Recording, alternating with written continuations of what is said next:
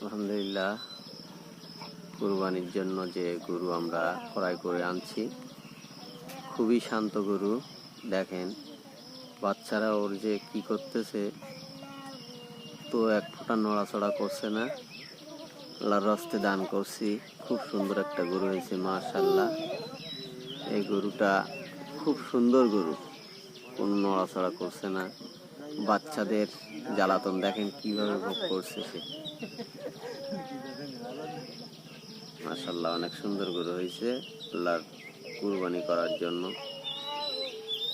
আল্লাহর নামে কুরবানি করার জন্য খুব মাশাআল্লাহ সুন্দর গরু হয়েছে।